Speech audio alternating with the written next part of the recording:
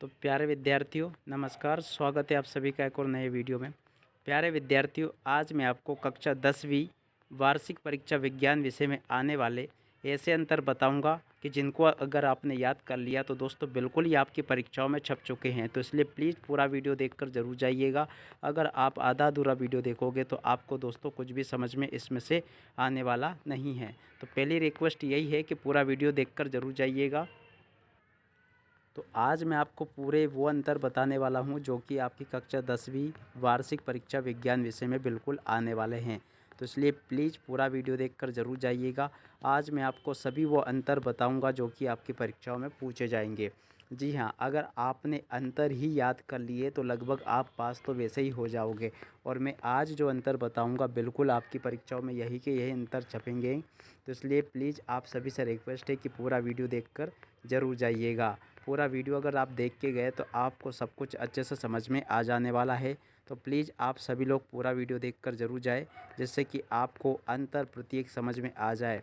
ये अंतर जो है बिल्कुल आपकी परीक्षाओं में छप चुके हैं, यानी कि आपकी परीक्षाओं में यही अंतर आपसे पूछे जाने वाले हैं। तो इसलिए प्लीज़ पूरा वीडियो देखकर ज़रूर जाइएगा, जिससे कि आपको सभी अंतर आसानी से समझ में आ सकें। तो चलिएगा दोस्तों, वीडियो को करते हैं शुरू और देखते हैं कि आपकी कक्षा 10वीं की वार्षिक परीक्षाओं में कौन कौन से अंतर ऐसे हैं जो कि आपकी परीक्षाओं में पूछे जाने वाले हैं। ए टू जेड प्रत्येक अंतर को मैं आपको बताऊंगा कि कौन कौन से अंतर है जो कि आपकी परीक्षाओं में पूछे जाने वाले हैं।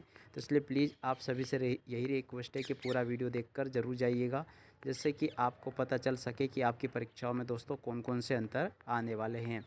तो चलिएगा देखते हैं कि आपकी कक्षा 10वीं विज्ञान विषय की परीक्षाओं में कौन कौन से ऐसे अंतर है जो कि आपकी परीक्षाओं में बिल्कुल आने वाले हैं। तो इन अंतर को ज़रूर आप बिल्कुल अच्छे से याद कर ले, बिल्कुल आपसे यही अंतर परीक्षाओं में पूछे जाने वाले हैं। तो चलिएगा दोस्तों, देखते हैं कि कौन कौन से अंतर ऐसे हैं जो कि आपकी परीक्षाओं में पूछे जाने वाले हैं। तो चलिएगा दोस्तों, वीडियो को करते हैं शुरू।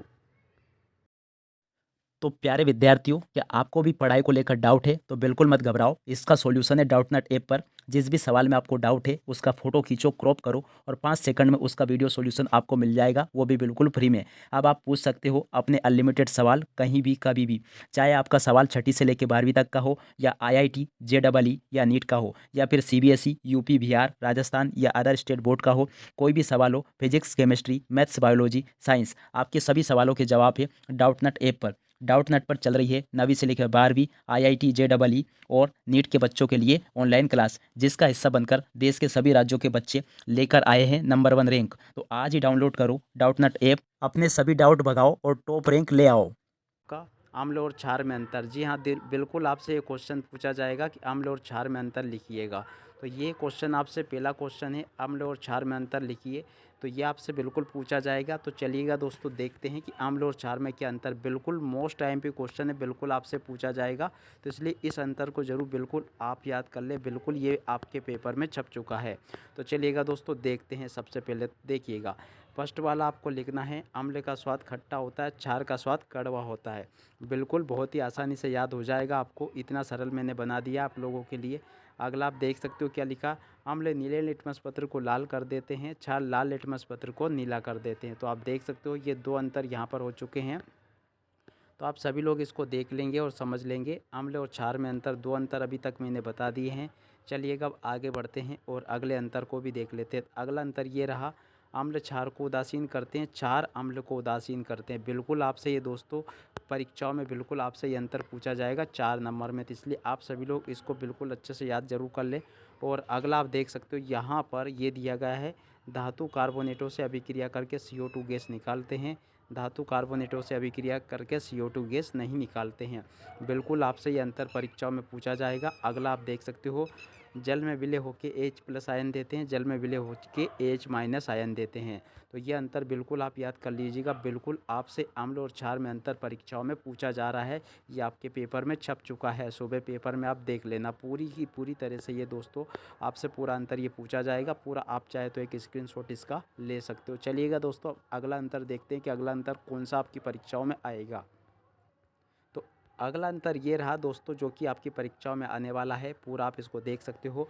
रासायनिक गुणधर्म के आधार पर धातु व अधातु में अंतर लिखिए। बिल्कुल ये भी आपका बहुत आईएमपी क्वेश्चन है, जो कि आपके पार्ट 3 से लिया गया। ये अंतर बिल्कुल आपसे पूछा जाएगा। तो देखिएगा, धातु और अधातु में क्या अंतर होता है, पूरा आप इसको नोट करते चलें।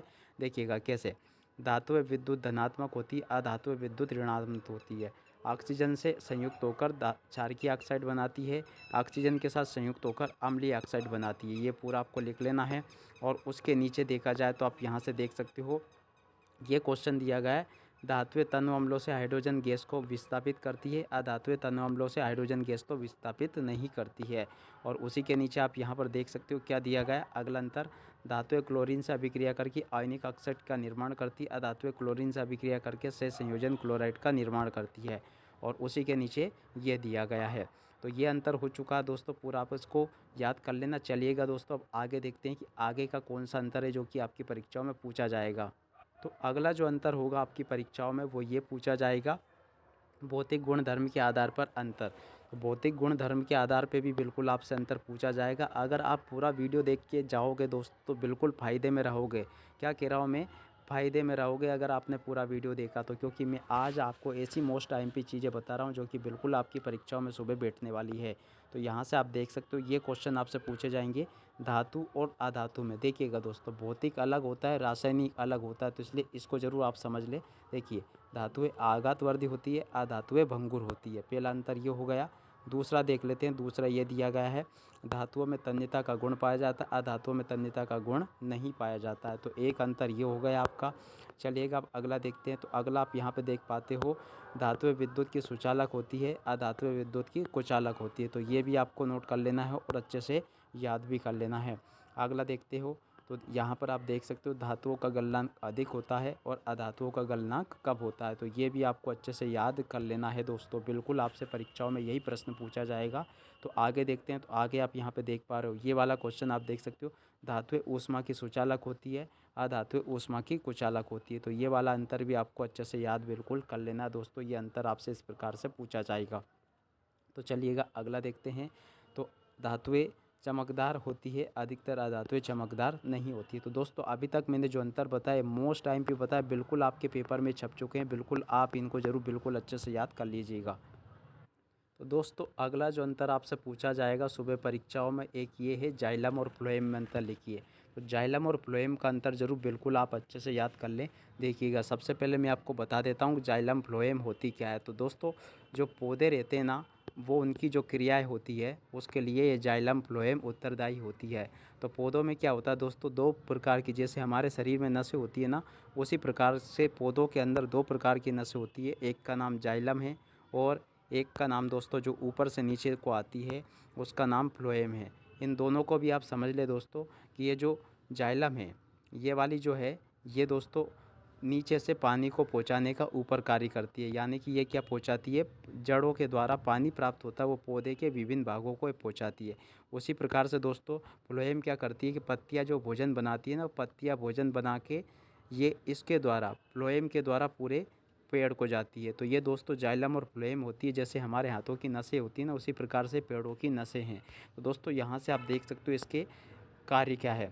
इसको आप ऐसे याद रखिएगा, जाइलम जल, यानी कि ये जल को ऊपर पहुंचाने का काम करती है। फ्लोएम को रखना तुम याद फूड से, फ्लोएम यानी फूड, यानी कि ये भोजन को पहुंचाने का कार्य करती है। तो देखिएगा यहाँ से कैसे आपको याद करना है।